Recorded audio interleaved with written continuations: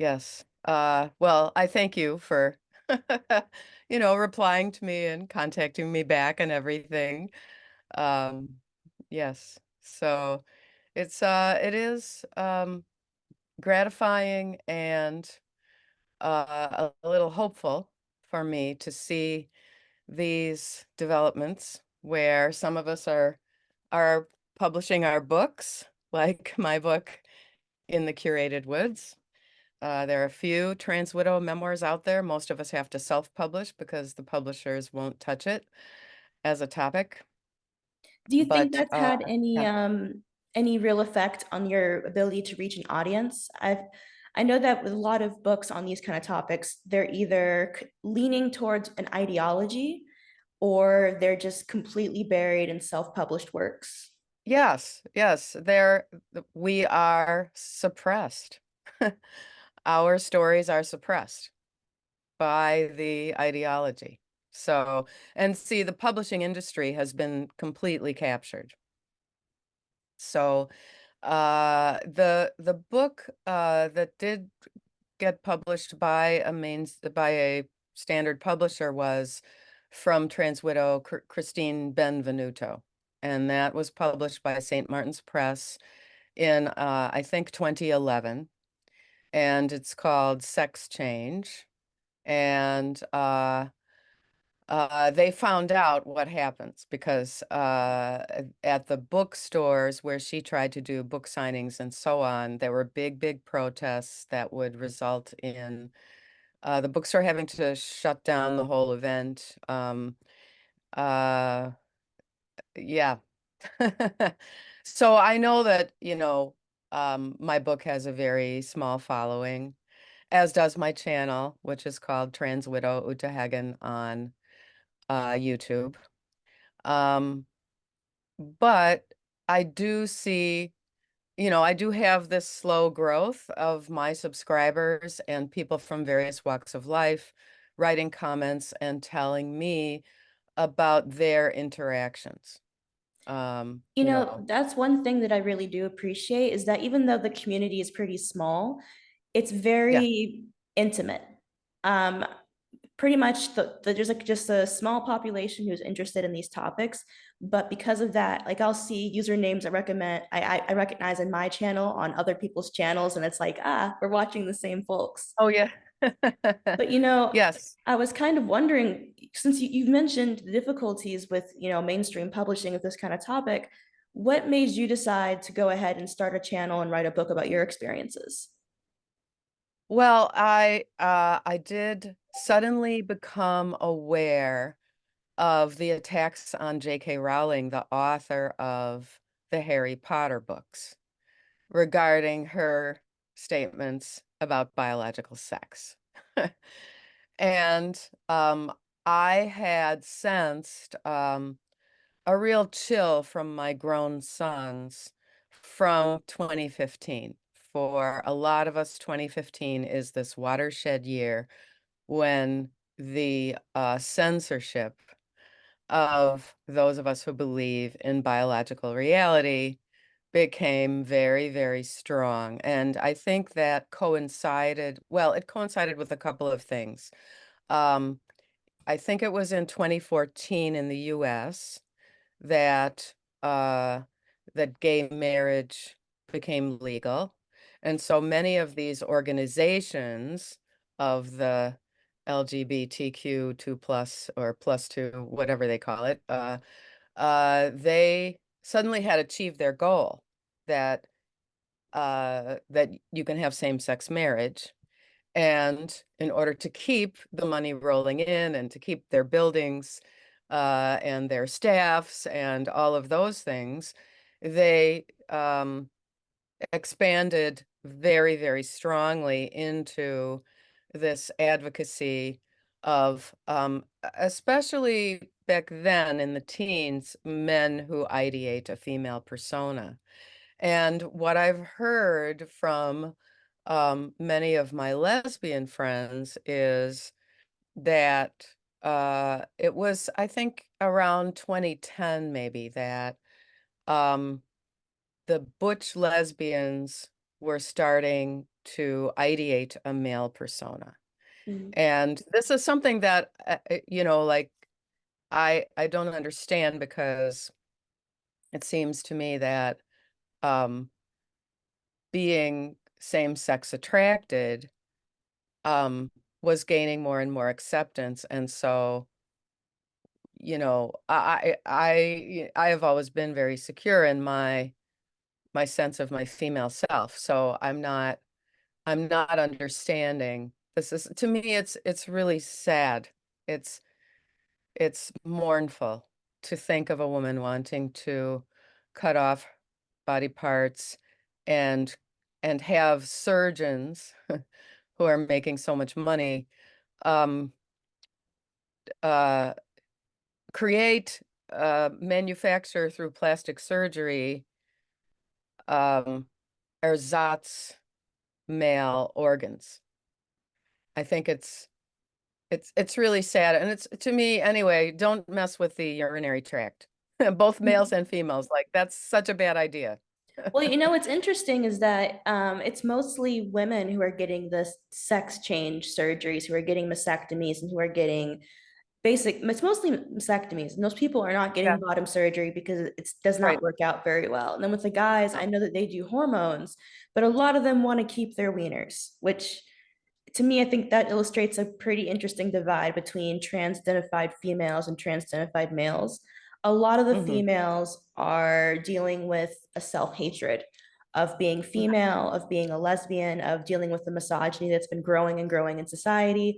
And with the guys, there's some guys who are very obviously homosexual and who think that pretending at being a woman would be easier than being an effeminate gay man. But then there's the selection of guys who just enjoys wearing his wife's underwear, which is a Right. whole other thing. Yes. Yes, right. Well, I just am always sad to hear when either a male or a female goes for what is euphemistically called bottom surgery. I'm almost 68 now, and I've known quite a few women who had to have radical mastectomies because of breast cancer and all of that. And I've, like my mother's older sister actually um, had to have radical mastectomy, and she did squeeze out another 15 years of life and died at the age of 80 after um, the breast cancer was diagnosed. But there were all kinds of problems because they removed the lymph nodes and all of these, next door parts of your body that are susceptible, to the cancer cells. And it's, the aftermath of that is difficult, and so for someone to do that voluntarily, and it seems to me it has a lot to do with the outside gaze, the GAZE, the looking, the gaze, the male gaze, or the objectification of our breasts particularly. And um, you know, I'm I'm just so happy that I did, even though my children are alienated from me and won't have anything to do with me at this time. I'm very happy that I had healthy pregnancies. The births were natural childbirth. I did not have any pain treatment, and um, and then I nursed them. I nursed both of them until they were two, and then I was kind of like that nanny goat saying, "Okay, I'm gonna claim my body back, and you can eat food now." So on to the new next part of your toddlerhood. Um, and so to think, I mean, it's even very strange for me that to think about how jealous my now ex-husband was of my breastfeeding and the way it came out for me, because I had no idea. He hadn't declared anything. I hadn't discovered the cross-dressing diaries. Um, it came out in criticism. you know.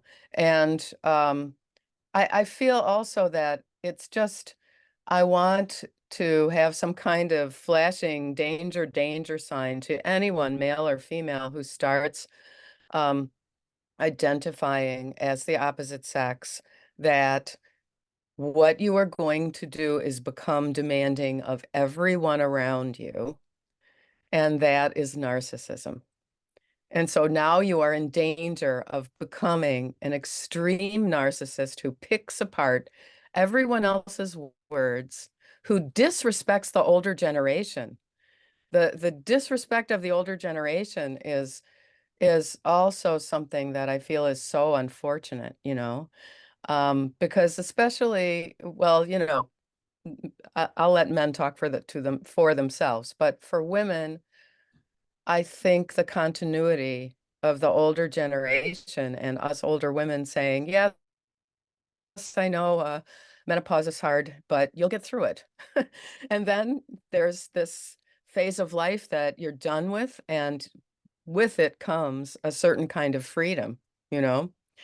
Um, and so uh, I'm interested in, and you there's, mentioned that yeah, narcissism link, and I've done plenty of reading on studies about this sort of thing, and it's interesting in that narcissism is one of the most commonly found personality disorders in trans-identified people. And you mentioned that you were estranged from your children, and I just recently did an interview with a guy whose sister is trans-identified, and I've noticed this trend of even going back and reading historical notes and historical firsthand accounts of having like a cross-dressing husband, that kind of thing. There seems to be a pattern of disregard right. for family members, for their wives, for their children, for the impact that it has on the family, and an echoing of the typical abusive male behavior of trying to turn children on the opposite parent. Oh, yes. Yeah, parental alienation. And the shocking thing is that it is sanctioned and, I say, ritualized and sanctified by the therapists, psychologists, and psychiatrists who refuse to admit that what they are recommending to those individual patients is damaging society. They also don't want to know, unless you are that wife who says, right, we're lesbians now. I like kink, and I like equipment in bed, and I'm interested in watching this sort of violent pornography, and it's like I actually sat there in one session with uh one of my now ex-husband's diagnosing therapists. In my memoir, I call her Ruth the Charlatan, because this also opened up a whole new field of people who didn't need to be certified in anything.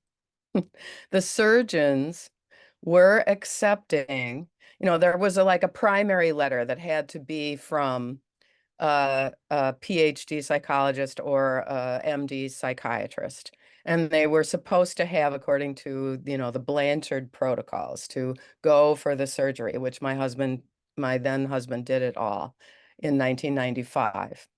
Um, and so, and the thing is, these surgeons aren't working, with the people. I mean, we were in New York. He flew out uh, to California and had the surgeries done. He went for 5 weeks and had everything all at once. The breast implants, the bottom surgery, da da da. And we were already separated. Um, but so therefore the surgeons can be way far away, thousands of miles away, and they're presented with these two letters. And what I found out is, or three letters, I guess it used to be. I don't know if anything really is required anymore, but um, uh, there was the letter from the PhD psychologist who is still in practice doing all of this in New York City.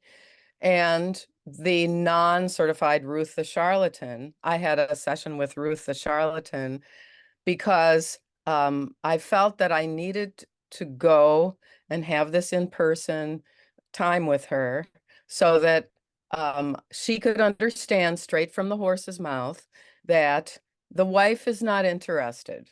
Like Nettie went to them because they advertised themselves as the therapists who convince the wives that now you're a lesbian and you need to stay together in this marriage and you need to see your husband through a so-called second adolescence. She literally used that phrase and warned me that, he's going to be real emotional and and the even the this is such a disgrace and a deceit that they are participating in with their patient because they are telling a grown man in his 30s who is the father of two sons that he's going to go through a second adolescence. He's going to return to one of the childhood phases from Piaget or something, and then do it and have a complete do-over. And so steer me back if I'm not answering your question. Well, Oh, actually, now yes, I'm steer me I'm back. wondering what is this timeline for you? When did you determine that your husband was transsexual? Okay. I discovered his three um full sketchbooks that were his cross-dressing diaries when our sons were 1 and 4. I was still nursing the 1-year-old. He came back from a business trip to San Francisco. He was working at an academic organization in New York, and we were living in Brooklyn. And we were at his parents' house in Chicago. He comes back from San Francisco from like a week in San Francisco, supposedly at an academic conference. And he had shaved off all of his body hair. And it was obvious to me. It was summer. It was August of 1992. And um, as a heterosexual woman, the smell and the pheromones, that are on a man's body hair, that was something that I liked his smell. I liked, that was part of the physical attraction. And then he shaved it off. He didn't warn me. He just showed up. And like, I mean, he had had a mustache when we got married. At various times, he had some facial hair and stuff. And he had this wiry red hair on his arms and legs. And he wouldn't answer any questions I had about this. His parents completely ignored it. I couldn't believe, I thought, they need their eyes checked or something. Of course, our children were little, they didn't notice.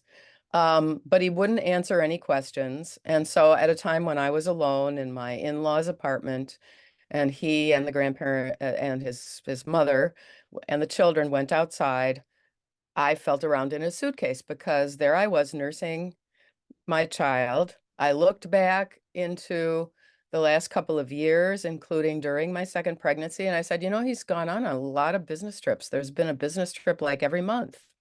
And he's been acting super critical of me. And here I am. I just gave birth to our second son, and I'm like super mom. And so it was very crushing. I felt quite betrayed. And so there I was, in this apartment. My father-in-law was actually in his office. He was a freelance writer, so he was there in the apartment. I had to like silently be shocked while I'm looking through these this Pandora's box of these cross-dressing diaries in which he says how much he resents me, how much he resents the children, how uh and then how he's going to gay bars in Greenwich Village, dressed, and that's where he has to go because that's where it's safe. But it is this complete charade. I mean, this is something that when Ray Blanchard was designing his Blanchard protocols of dressing 24/7 uh, uh, as the opposite sex for 2 years so that then you know you're really a true transsexual and stuff. It's all a complete falsehood because there he is. I think personally that he's um, in reality, either a gay or bisexual man. That's, I think that, he was born in the 1950s, as I was, and there was a great deal of homophobia. It was a great tragedy if, you weren't going to continue your family line and procreate and so on. And also we had lived in New York City through the 1980s and the AIDS crisis. And we both knew people, both men and women, because the wives had gotten AIDS from their husbands. We knew people who died. And I was in the dance world at that time before I had children, and a lot of my dance teachers died, you know.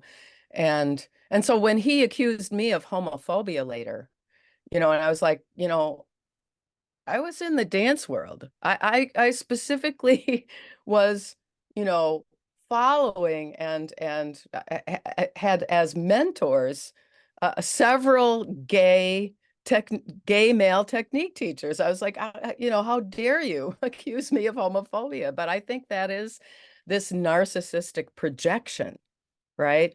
Like he's projecting the homophobia on me because he knows somewhere, consciously or unconsciously, that it's homophobia that is driving him to remake his personality.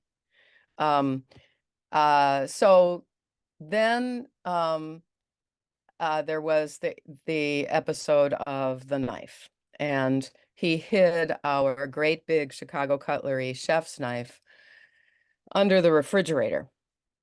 And at that point, when we went back from this so-called vacation, where we then went to like my niece's wedding and stuff after I've had this discovery, I mean, it was such a disaster, right? Uh, I wanted this very traditional patriarchal thing to happen, in my fantasy was that I would tell my brother-in-laws and my father that my husband was doing this, and they would like stand there at the door of my parents' house and say, "You have to leave. What you're doing is unacceptable, and we won't let any of the women in our family go through this." But of course, that wasn't, that's just a fantasy. Um, and then because of the thing with the knife that happened after we went back home, what happened was my 1-year-old comes suddenly toddling proudly to me, holding this huge knife because he was looking for his toy, his Matchbox car under the fridge, and he found this big shiny thing. Oh, look at this, Mom. And I was like, right?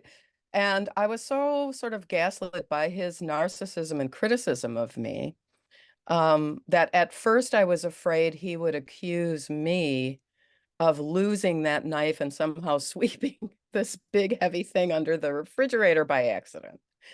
And then after an hour or so, I was like, no, we both worked in restaurants during college. I know how to handle a knife, and there's a specific place in the drawer where that always goes and stuff. And so about 3 weeks later, I bolted with the kids. I left and picked up my 4-year-old from his pre-K, and I had all our bags packed. I had secretly, gradually packed up the children's toys.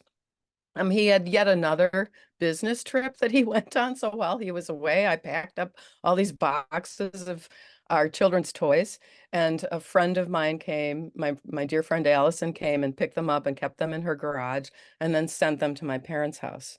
And what he did after I did that after I left with the kids. And I said to him, I can't, if you say you're suicidal, because he was saying I had to hide that knife from myself.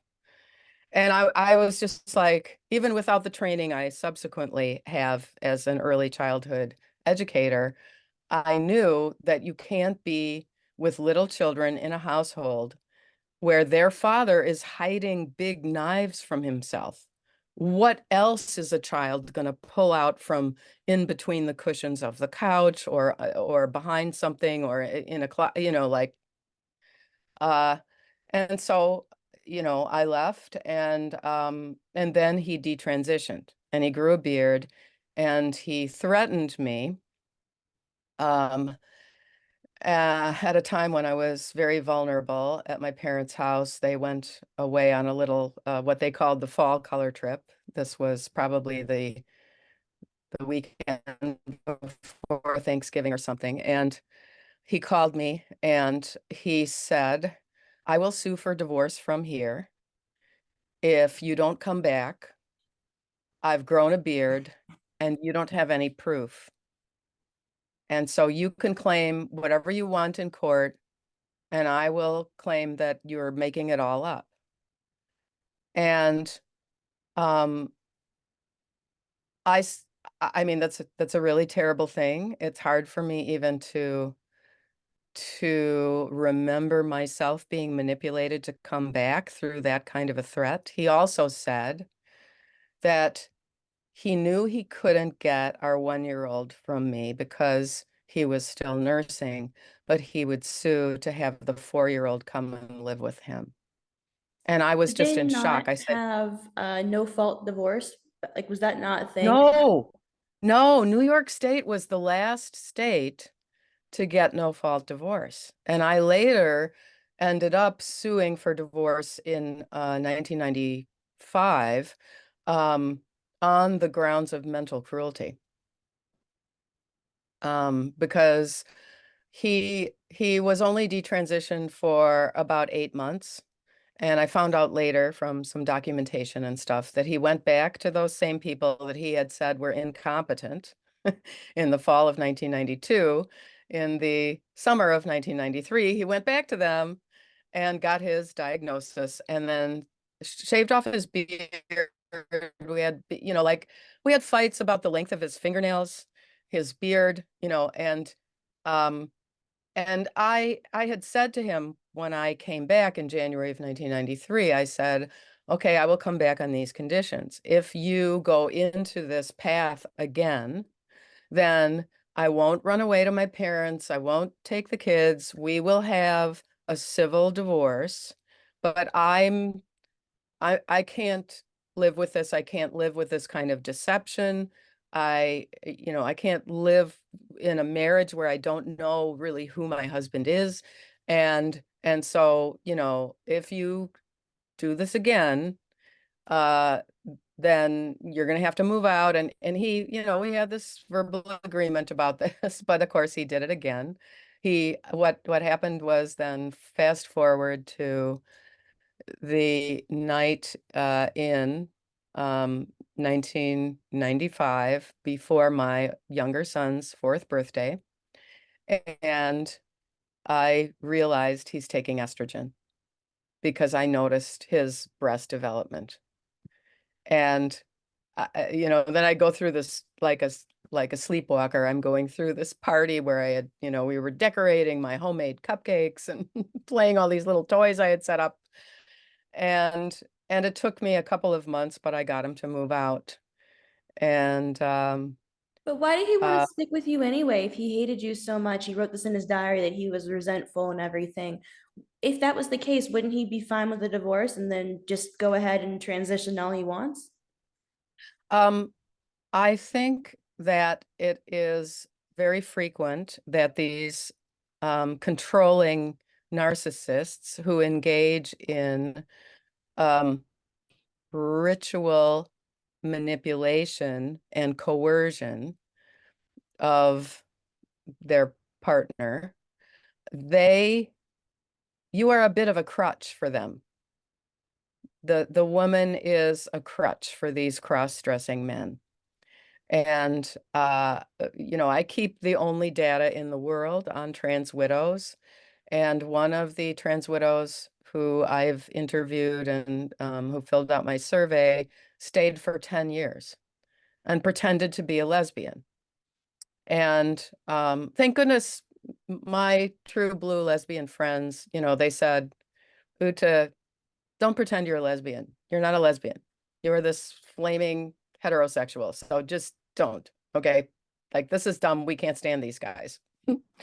And this was back in the 1990s. And I know that some lesbians were really getting pressured to accept these guys into their groups. And in fact, this is very much, of course, still happening. I'm sure you know about this. But uh, and why is it that without, doing any kind of study of um, how lesbians or bisexual women feel or whatever, why are these mental health professionals saying, oh, okay, there we go. The wife just needs to say that she's a lesbian. She needs to realize, I mean, that's what they were trying to do to me. That's what this Ruth the charlatan in the one meeting that I had with her, she tried to explain to me that I just don't realize that I'm my inner lesbianness. And I said to her, I danced and was pursuing a professional career in dance for 15 years. And I was in the room in New York City with the dancers from the Paul Taylor Dance Company, the Merce Cunningham Dance Company, and any number of the smaller ballet companies, New York City Ballet, they didn't come to the classes I was going to, and so I was there physically, in the same space as some of the most beautiful, graceful women in the world. And I wasn't attracted to them. So I just really don't think that you're right when you are telling me in the first time I'm meeting you in person that I mustn't be a lesbian, you know? So, um, I mean, there's so many things. I have like this whole chapter for my next book of what I would want to say back to her. But I did say enough back to her that she called me spunky and traditional.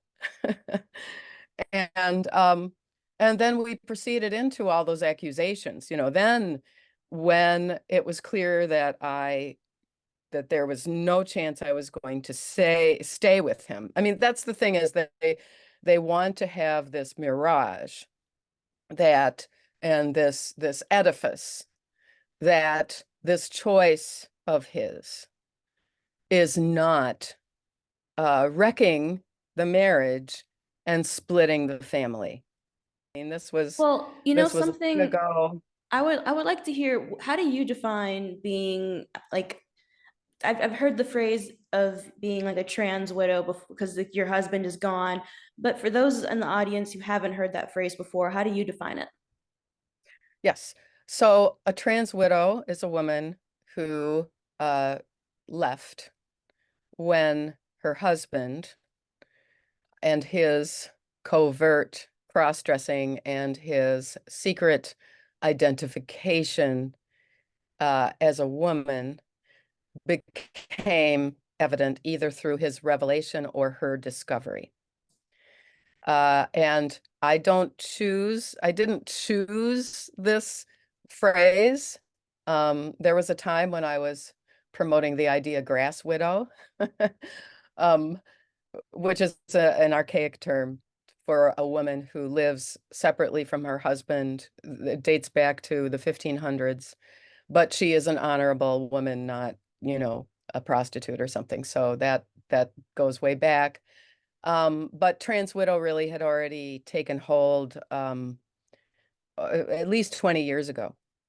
And so it's a handy shorthand uh, as opposed to the multiple sentences that you have to express when you say, yes, well, I found his diaries and found out that he's, and um, there are quite a few commonalities that most of us have experienced. Um, Pregnancy envy, breastfeeding envy, even menstruation envy. Like they they know that they can't be a physical female. They know that they will never get their first period. They know that they will never have their last period. They know that they will never get pregnant. They know that, all these strictly female experiences, they know they won't have. So they try to invent ersatz female experiences, and they become consumed with so-called, in quotes, passing. And they become consumed with the political interpretation of this, whereby this middle class, typically white dude is self-identifying into so-called the most oppressed class of people in history. And uh, so are there any questions that you have regarding my definition of trans widows? Or there have been some reactions of widows whose husbands died where they're kind of offended by this, but there are such terms as golf widow or football widow, and the the um, the state of feeling abandoned because your husband has some new hobby Well, that's the has crux of been it, right? described. Like the point is that you feel abandoned by your husband. Essentially, the marriage is over. But instead of Yes, having a regular divorce or separation, it's a different type of separation. I mean, I feel like that the idea of widow goes well with that concept because it's not the same thing yes, as just regular divorce or right. And then they use the term dead name.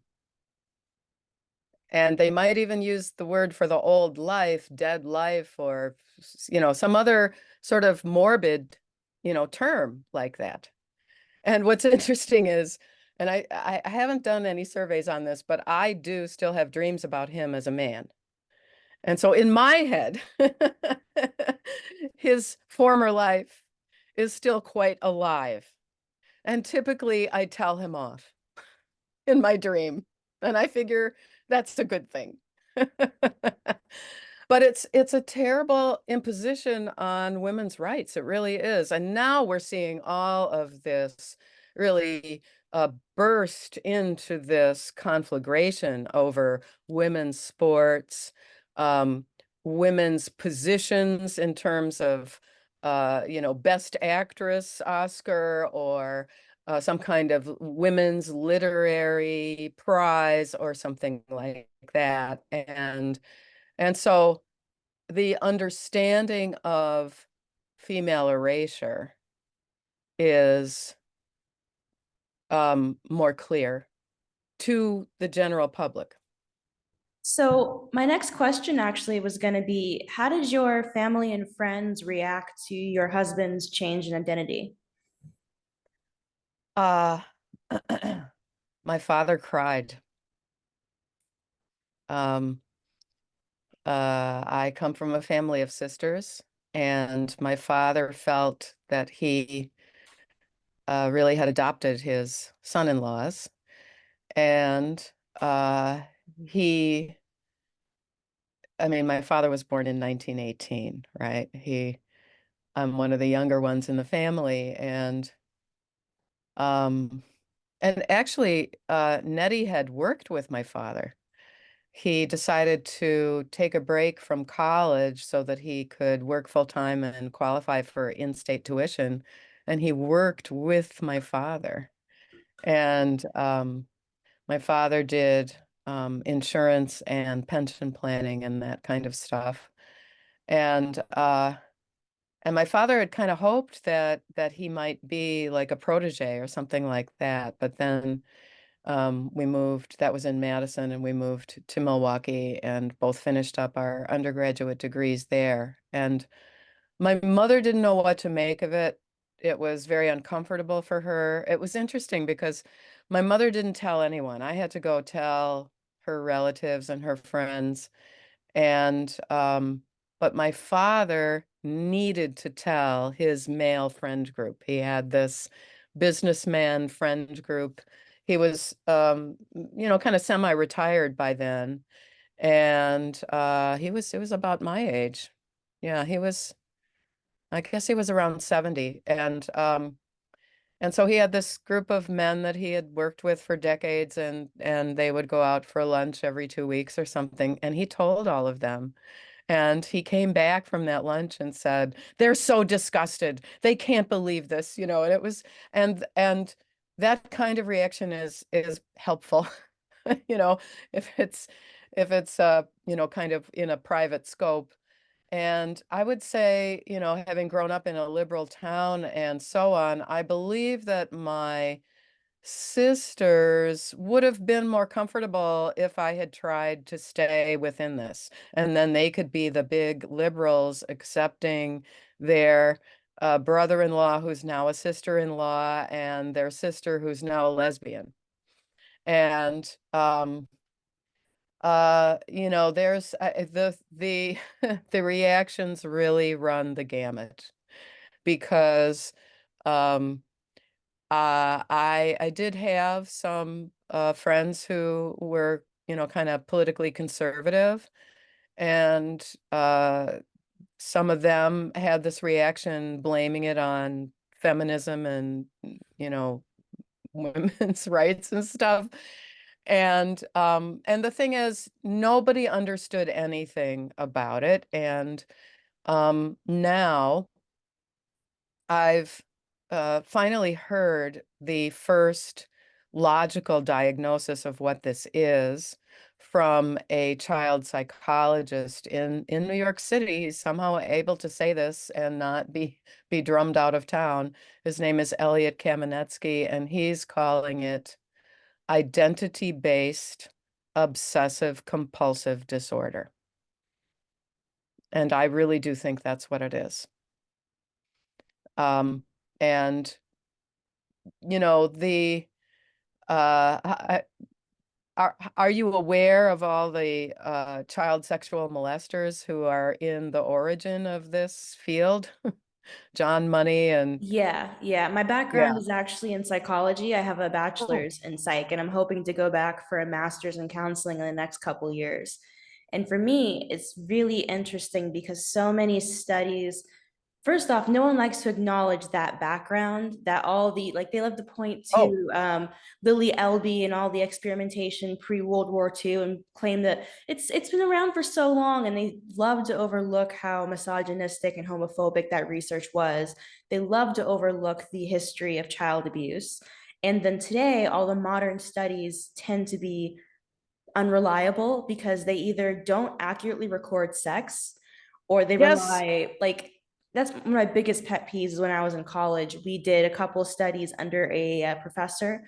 So, like, we didn't plan it, we just helped do the math and everything for it.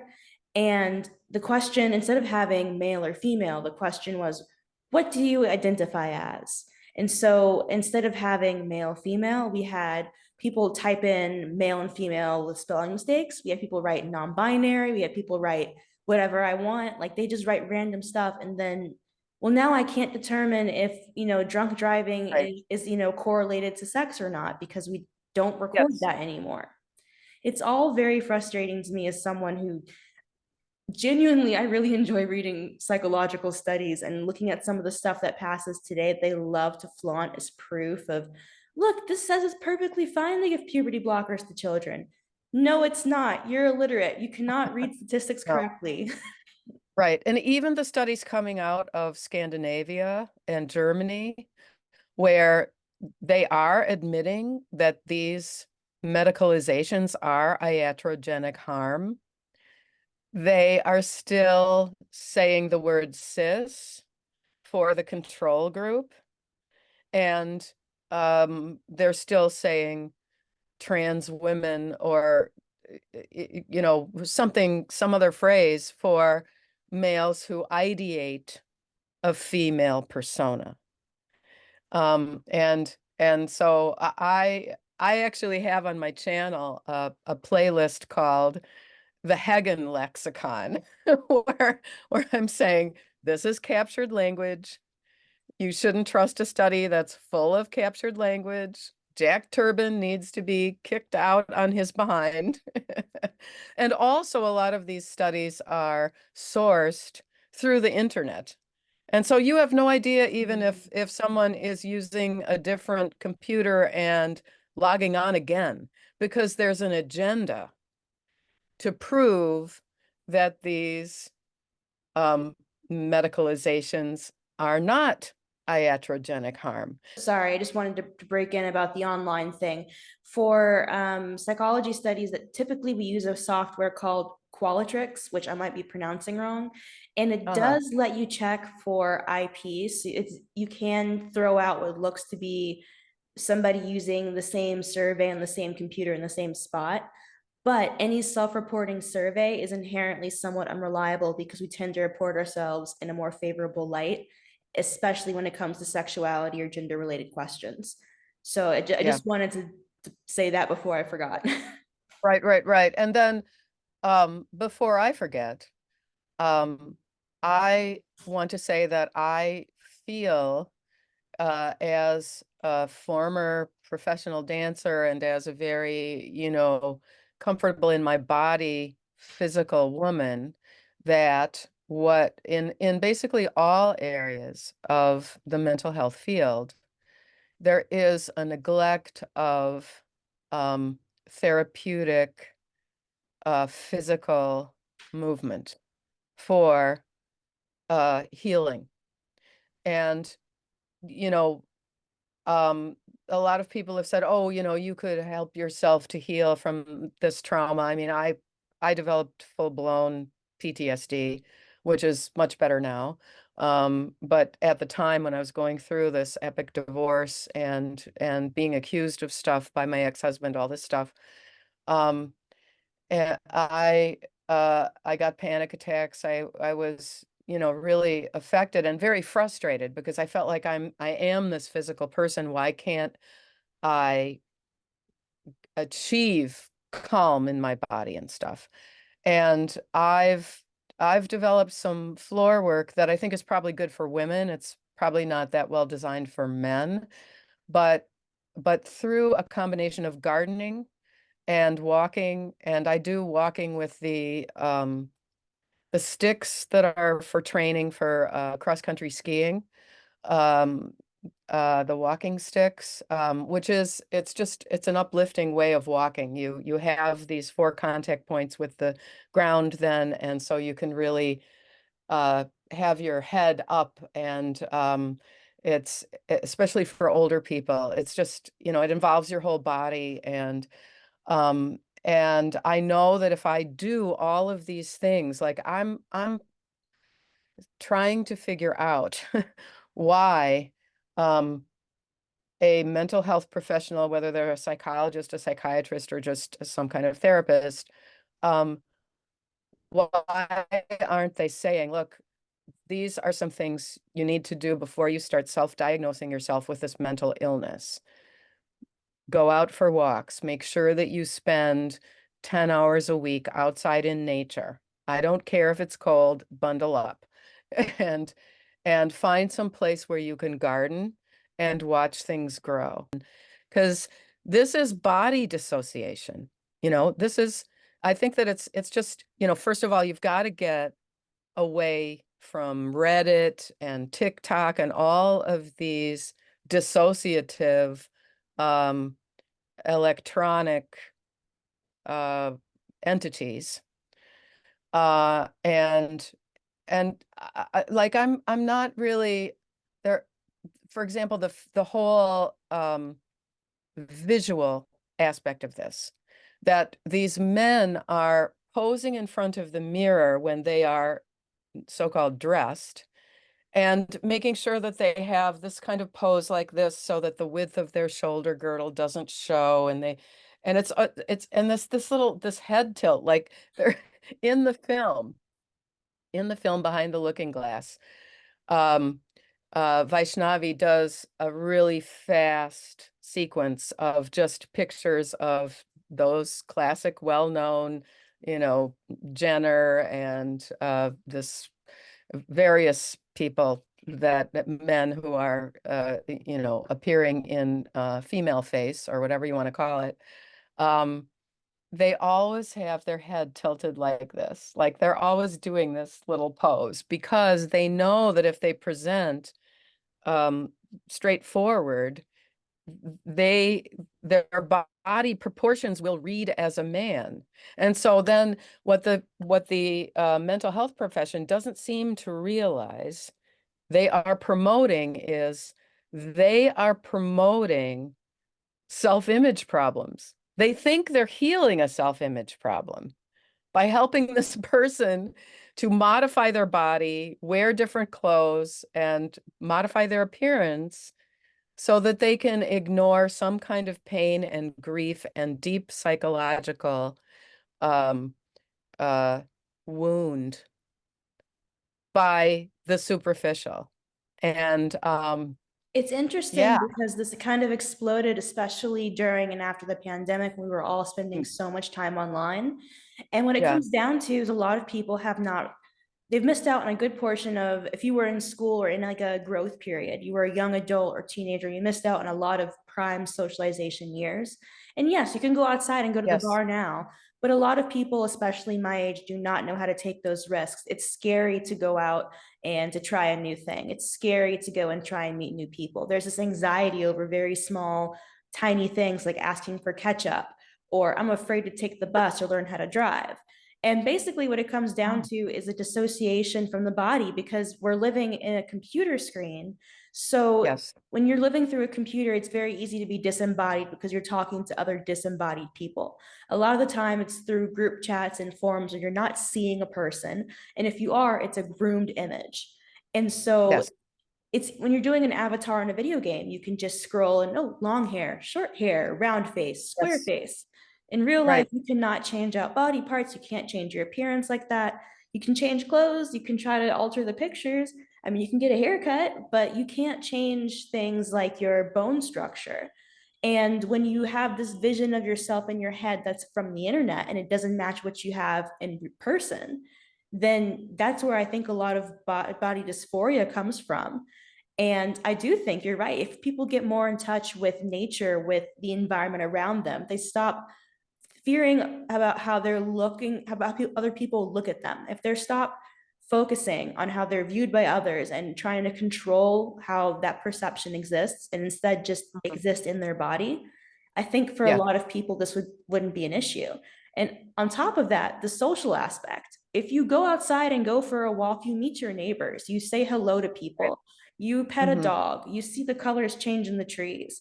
There are so many aspects of being just fixed in your environment that come from going to the gym, exercising, going out. And of course, instead of saying, okay, how about we try exercise first? It's okay, hormones, you said you were trans, which on one hand, a lot of people really seem to resist this very basic problem solving. I mean, yeah, if you have clinical depression, eating more vegetables and drinking more water is not going to cure it, but it will make you feel a lot better than if you're drinking Mountain Dew and never leaving the couch.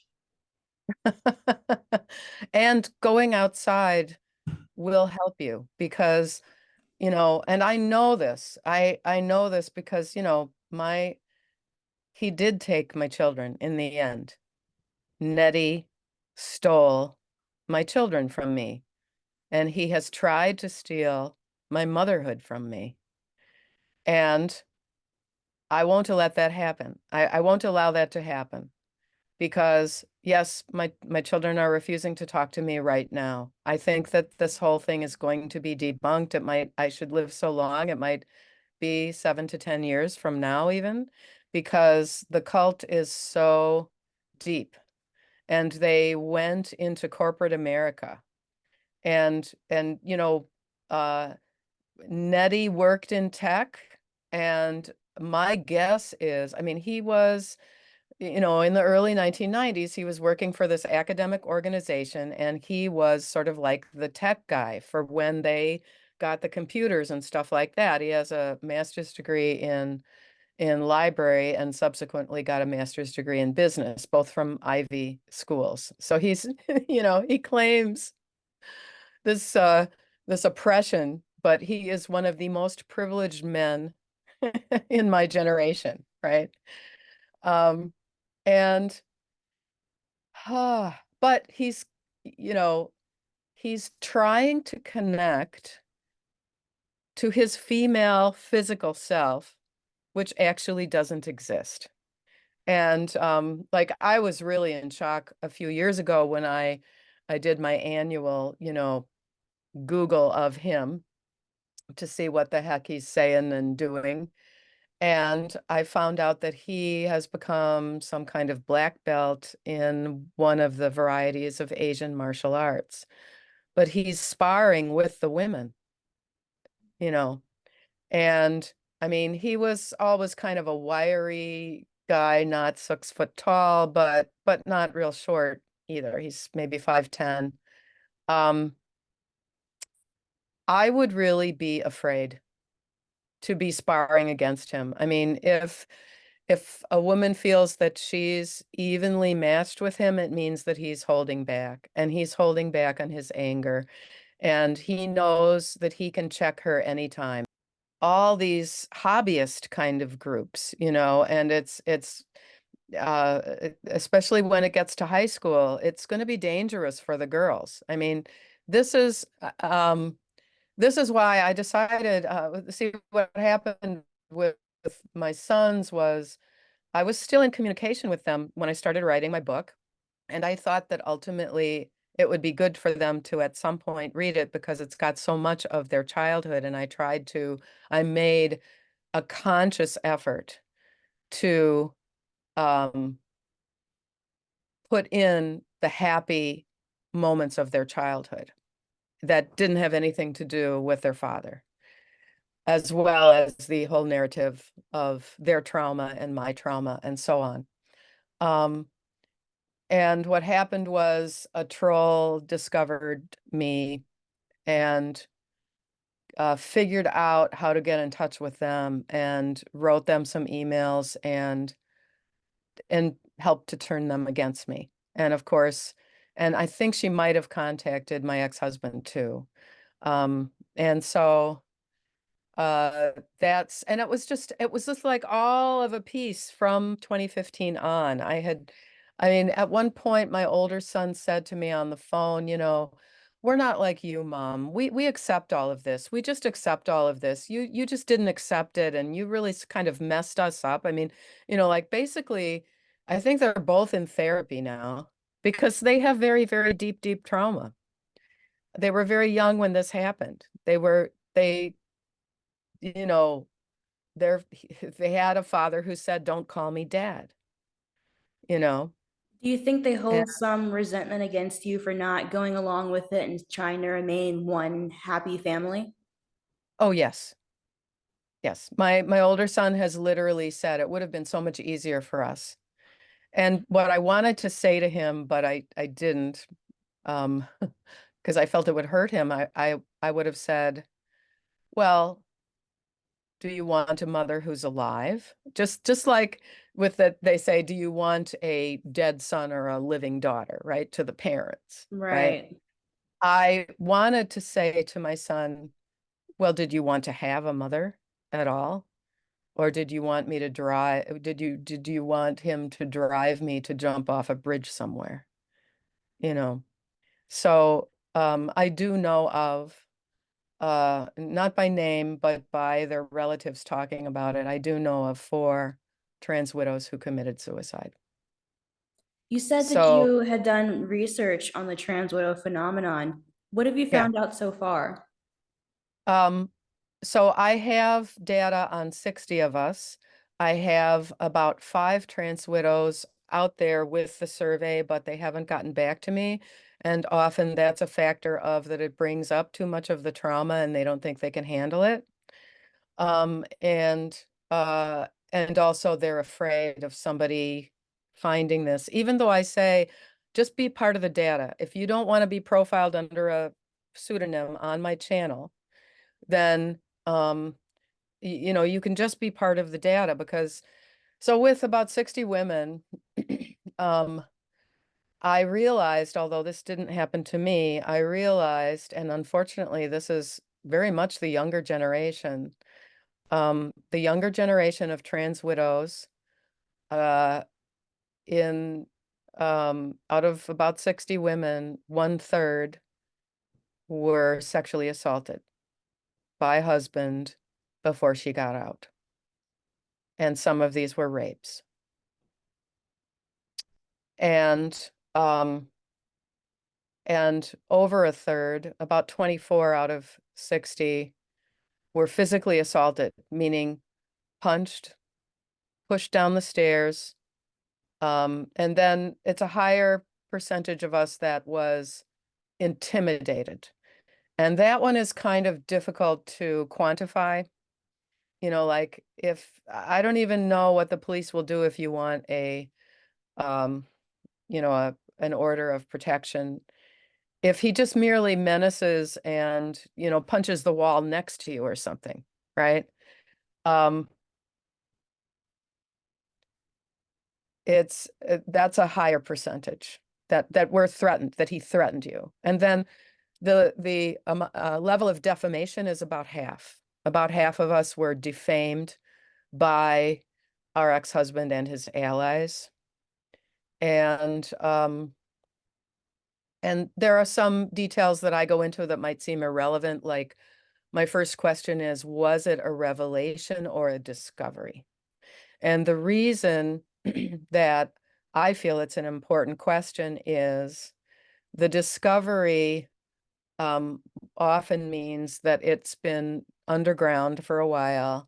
And in many cases, he's been attending sessions with a so-called gender specialist. And with the collusion and blessing of that mental health professional, he is deceiving his wife. And and therefore that's a false premise to the whole diagnosis. He's going and doing something secretly, and he's going in. I mean, this is exactly what my ex-husband did. And he's going in to talk to a psychologist or this lesser credentialed person to describe all of his narcissistic cross-dressing. How did people react to him? All of this stuff that's completely disconnected from the physical reality of his life, from his home life. It's completely disconnected. And so he, like my Nettie thought that he was going to convince me to stay. And he was specifically making this big sacrifice to go to the expensive kind of PhD psychologist who said that she's a specialist in helping the wives to stay.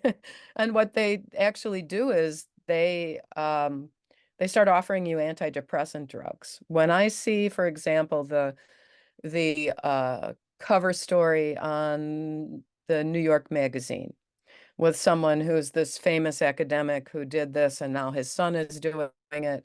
And, they're in this embrace. He's in this embrace with his wife.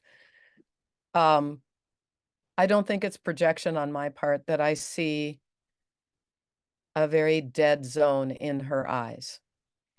And, and, he thinks he's won. And typically these guys also are not, they're not faithful because typically they want men to be looking at them as a sex object. So they want men who are attracted to women to be looking at a cross-dressed dude with sexual desire. And they want to be fooling him. I mean, some of them, I guess, maybe the drag guys are, I mean, there's probably some subgroup that it's just fetish and sexual signaling, right? And the guy that they're signaling to knows that they're male and it's just all part of their arousal routine or something like that. But what seems to be the modus operandi of most of these guys who are diagnosed as trans is that they want society to claim that they pass. They want to be desired by a man who is attracted to women, and they want to do all this sex role play. And now some of it is complicated by the influence of pornography. And I was unaware of any pornography that Nettie was viewing we didn't have a computer at home. Uh, I think he was acting out stuff. Who knows what he was doing in these gay bars? Because back in the early 1990s, I mean, it took me doing this research actually to find out what this phenomenon is that's called a glory hole. It's about this anonymous sex that men engage in through the wall, I guess, you know. So, um, uh, and that's the scene that my then husband was secretly going into, um, to do his true life test. You know, that's what this whole thing about true life test and lived experience is utterly ridiculous. Um and I think that there's a certainly a percent of them who were sexually abused as children and are their mind is, I think their unconscious wants to go back and have a do-over.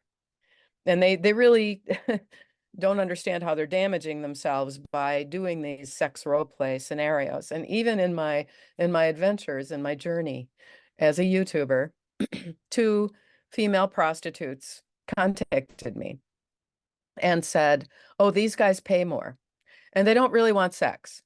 They want to be, they want me to be Wanda the Vip bitch, and they want me to subjugate them.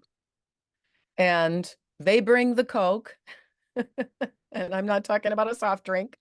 And there's very much, it's a whole scene involving drugs, and they do go to the drag shows, and it's part of that scene. So this whole sanitization of drag shows and making it be in schools drag queen story hour, um, where I have a lot of criticism of the any educational value, um, because I worked for 20 years in pre-K and kindergarten rooms. Um, you know, this is this is real fantasy. It's real, it's circus, you know.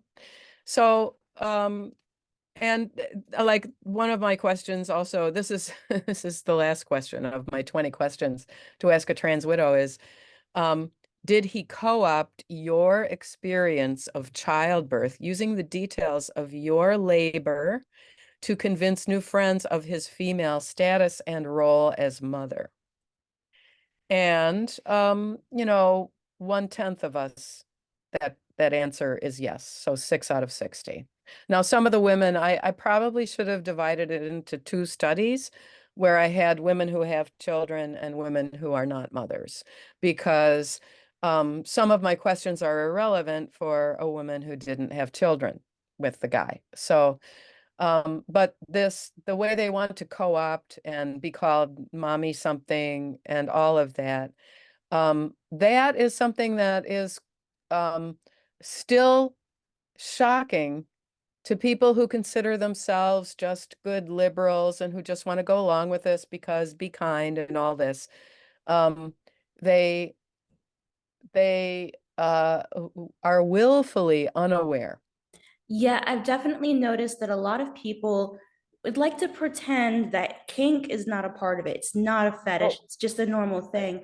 But for one thing, like going back to the drag shows for children, if you wanted to do representation of gay people to children, then why not have Butch build a birdhouse hour? Or just have right. a, Yes. like there are plenty of ways that you could introduce that in a way that actually shows a role model and that's normal. Or when it comes to like the way that they dress, for example, I've noticed you don't really see any of them dress like you, sweater, normal outfit. Yeah.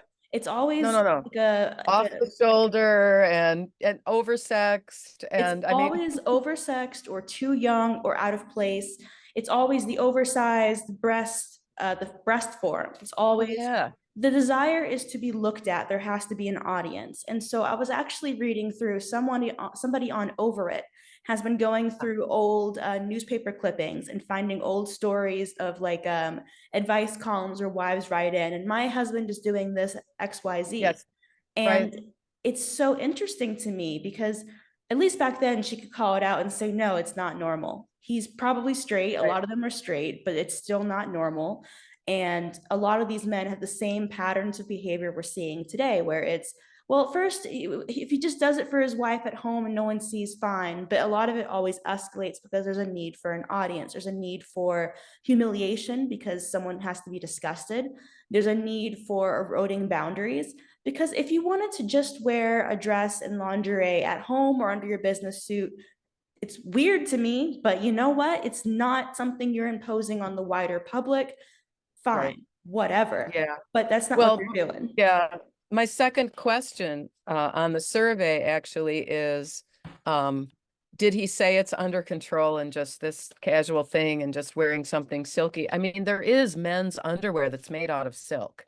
And I think King Henry VIII wore lacy blouses, okay? And men in Scotland wear kilts, and men in Greece wear this thing that's this white skirt in the traditional folk costume. And, there are several cultures where kind of like it's very hot, so everybody kind of wears a sarong. And so this whole thing, this obsession with clothing is pretty meaningless. But for half of us, for a little over half of us, it escalated out of control after he said, "Oh, it's just this little quirk that I have." And I got when I explained what happened to my marriage and stuff back in the 1990s, there were a lot of people who just assumed they would jump on me with this. I really found out who I can be friends with. My selection of friends became really quite specific because there were a lot of people, 1990s, I think was, and probably 1980s too, was this, oh, stop kink shaming, this cultural thing of, this is the last frontier of the sexual revolution, right? And and they would be like, oh, so you just, so what? He wanted to, why don't you just let him? And it's like, okay, that's not what this is about. Because the thing is also, what I say to women now that I've had, contact with this many trans widows is it's not safe to stay. You are not safe. And as a matter of fact, there are a couple of women who are still under the same roof. Like my survey, I specifically can't be interacting with women who are still under the same roof, who are still in the marriage, who are, unable to get out of this or whatever, because it's not safe for them to be online with me. Because it is very likely that he is going to go into your account and find me, and maybe I won't be safe either, because a lot of these guys are in tech and they know how to be hackers. So, um, I mean, that's also something that really should be studied, both in the field of psychology and sociologically, is why are so many of these guys in tech? I mean, my answer, just off the top of my head, is because it's a disembodied world. That is a good point. So before we head off, because we've got about a couple minutes left, is there Right. anything you would like to mention to the viewers about your experience, your book, your work, your YouTube? Well, just, thank you to anyone who is opening themselves to hearing this. Thank you to you. I think you totally rock. You're amazing. And I think you're very brave to want to go back and get further credentialed in psychology, because pick your program carefully. That's what I would say.